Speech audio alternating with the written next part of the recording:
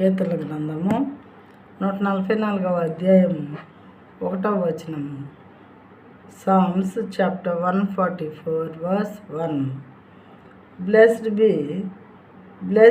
be the Lord my rock, who trains my hands for war and my fingers for battle.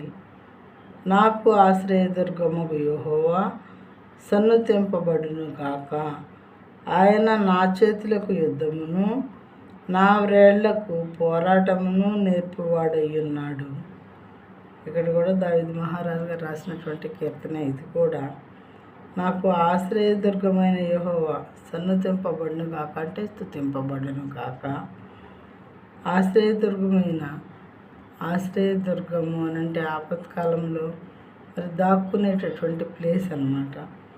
దేవుని నామము ఆశ్రయదుర్గముగా ఈయన చేసుకున్నాడు దావీదు మహారాజు గారు.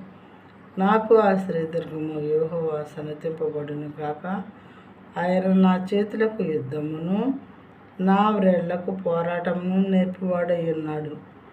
మనకి ఏదైతే రాదో ఆ విషయాల్లో దేవుని యొక్క సహాయాన్ని మనం అడుక్కుంటే ఆయన ప్రతి విషయంలో మనకు సహాయం చేసే దేవుడై ఉన్నారు. మనం ఆ విషయాన్ని విశ్వసించాలన్నమాట. ఆయన నా చేతులకు యుద్ధమును నా వ్రేళ్లకు పోరాటమును నేర్పువాడై ఉన్నాడు.